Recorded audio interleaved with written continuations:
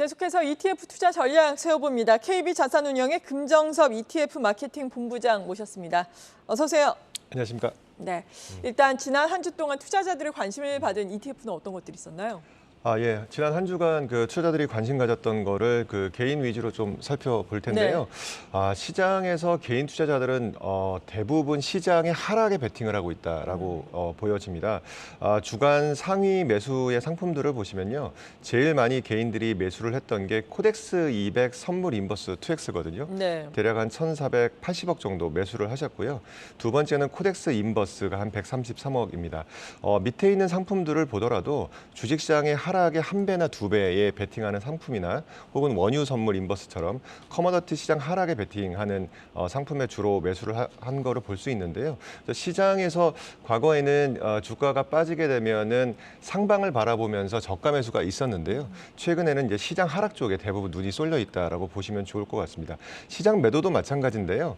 코덱스 레버리지 910억 정도를 매도를 했고요. 나머지도 코덱스 200처럼 시장의 상승에 되는 것들은 주로 이제 매도로 대응을 하면서 투자자의 시선이 주로 시장의 하락에 가 있다 이렇게 좀 볼 수 있겠습니다. 네, 그렇군요. 그렇다면 수익률 상위 종목들도 이들 인버스 종목들이었나요? 어떻습니까? 네, 맞습니다.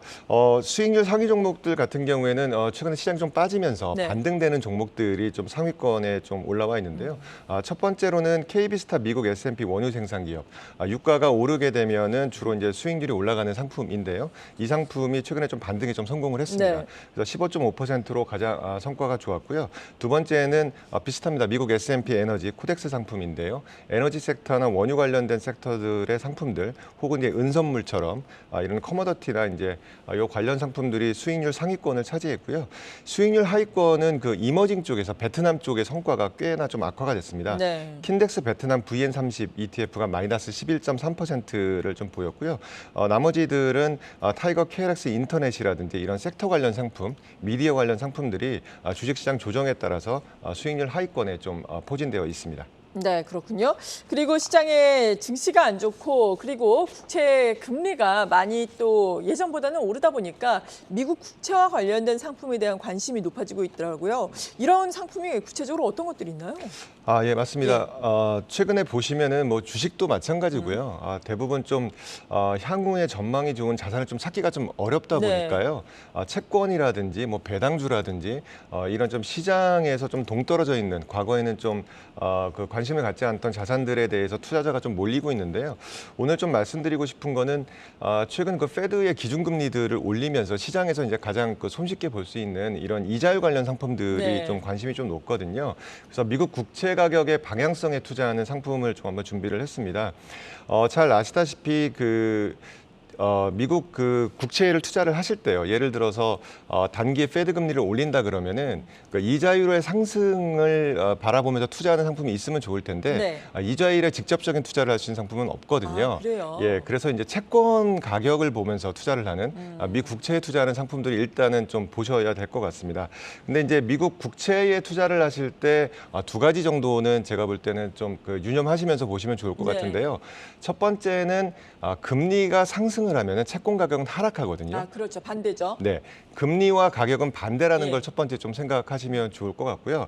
두 번째는 이제 듀레이션이라는 개념에 대해서 두 가지 정도만 좀 보시면은 채권 투자하실 때 큰 무리가 없을 거라고 생각하는데요. 네. 여기 지금 미국 장기 국채 금리 추이를 보시면은 단기 금리는 연초 이후에 한 0.25에서 3.25 정도로 한 3% 정도 단기 금리가 이제 오르지 않았습니까? 그렇죠. 예. 그리고 이제 위에 있는 오렌지색을 보시면은 연초 이후에 30년 국채 금리입니다. 네. 2.02%에서 3.94%로 한 1.92% 정도 단기 금리보단 장기 금리가 좀 덜 오르지 않았습니까? 그래서 이런 차이를 보이는데요. 다만 이 금리 차이에 따른 채권 가격은 좀 다릅니다. 예, 듀레이션이라는 개념인데요. 듀레이션이라는 거는 시장의 이자율 변동에 따라서 저희가 투자하는 채권 가격이 얼마나 변동되느냐의 개념인 건데요. 네. 장기 채권 같은 경우에는 듀레이션이 훨씬 더 길거든요. 예를 들어서 여기 나타나 있는 장기 채권 30년 같은 경우에는 듀레이션이 대략 한 18 정도 되는데요. 계산은 어떻게 하시냐면은 예를 들어서 30년 국채 금리가 0.5% 올랐다라고 하면은 다른 요인들은 제거하고 거기다가 한 18 정도인 듀레이션을 곱하게 되면은 단기 30년 국채 금리는 0.5% 올랐는데 네. 채권 가격은 9% 정도 변화하게 되는 겁니다. 0.5% 곱하기 두레이션을 곱하는 거거든요. 그러면 훨씬 더 큰 폭으로 변하게 되니까 그러네요. 네, 단기는 두레이션이 짧거든요. 그래서 그런 개념으로 좀 봐주시게 되면은 채권 투자하실 때 좀 도움이 될 것 같고요.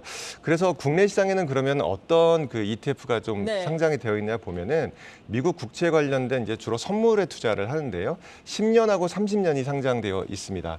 그래서 상품 리스트를 보시면은 아까 말씀드렸듯이 금리가 상승하면 채권 가격은 하락한다고 했으니까 그렇죠. 예, 그 상품 이름에는 주로 인버스란 표현이 들어 있습니다. 예, 저희는 채권 가격에 투자를 하는 거기 때문에요.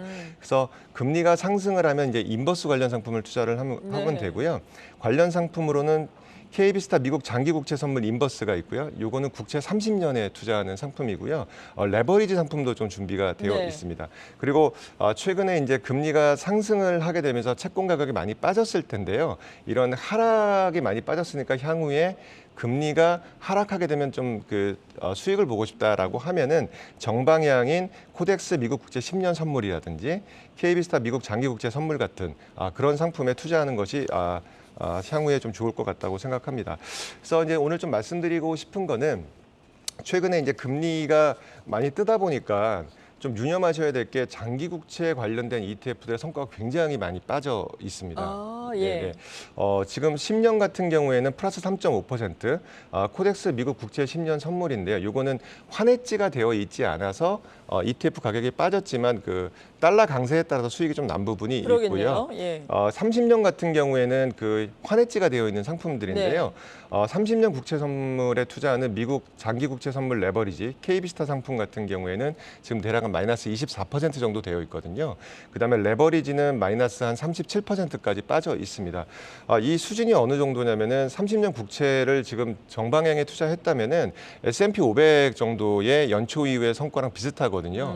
그러니까 주식의 하락폭만큼 채권이 하락되어 네. 있는 거니까 향후에 이제 미국 연준에서 이제 기준금리 인상이 어느 정도 일단락되고 장기 국채 쪽의 금리 인상이 어느 정도 좀 잦아든다고 한다면은 장기적으로 현재 수준에서 좀 분할 매수로 해 가면서 장기적으로 이제 투자를 하시게 되면은 향후에는 좀 꽤나 높은 수익을 좀 기대해 볼 수 있다라고 생각을 합니다. 네. 그래서 현재 그 가격 메리트 좀 낙폭이 좀 커져 있는 그런 장기 국채 관련된 상품들도 좀 유념해서 보시게 되면은 향후에 좀 좋지 않을까 이런 생각을 좀 해봅니다. 네, 그렇군요. 오늘 여기까지 들어보겠습니다. KB자산운용의 금정섭 ETF 마케팅 본부장이었습니다. 감사합니다. 네, 감사합니다.